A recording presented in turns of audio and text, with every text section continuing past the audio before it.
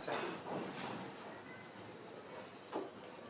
তো এখন conversion of numbers মানে সিস্টেমটার বাইনারি থেকে রূপান্তর আর কি, নাম্বার সিস্টেমের রূপান্তর, একটা নাম্বার থেকে অন্য নাম্বারে রূপান্তর।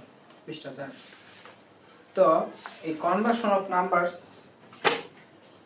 একটা জিনিস থেকে আরো তিনটা জিনিসে নেওয়া যায়, এটাকে বলা হয় ডেসিমাল। ডেসিমাল বাংলায় দশমিক, প্রশ্নে দশমিক থাকে। এই জিনিসটা থেকে তুমি আরো তিনটা জিনিসে রূপান্তর করতে পারবে, এটা থেকে আরো তিনটা জিনিসে রূপান্তর করতে পারবে। একটা হলো বাইনারি,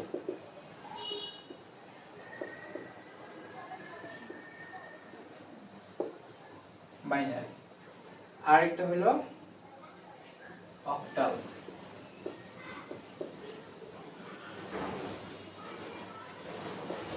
তো বাইনারি, অক্টাল, আর একটা হলো হেক্সাডেসিমাল।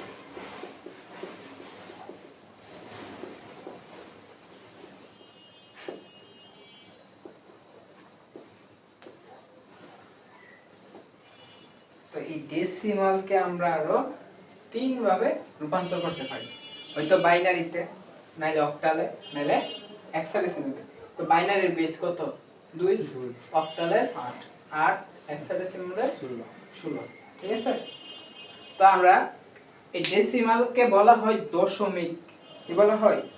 দশমিকে রূপান্তর করো, কিংবা বলতে পারে ডেসিমাল থেকে রূপান্তর করো, বাইনারিতে রূপান্তর করো, অক্টালে রূপান্তর করো, হেক্সাডেসিমালে রূপান্তর করো।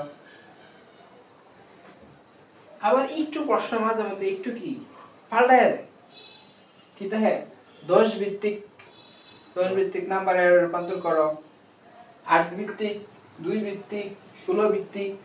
ঠিক আছে? এরকম 16 ভিত্তিক বলা হয়, ভিত্তিক নাম্বারে রূপান্তর করো, এরকম প্রশ্ন থাকে।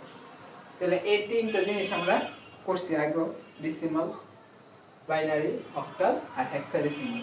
ঠিক এই জিনিসটির থেকেও আবার কি ফিরতি জিনিস আসলে, ডেসিমাল থেকে বাইনারিতে যেতে পারবো, আর বাইনারি থেকে কি ডেসিমাল আসতে পারবো, ডেসিমাল থেকে অক্টালে যেতে পারবো, অক্টাল থেকে ডেসিমালে, হেক্সা থেকে আবার ডেসিমালে।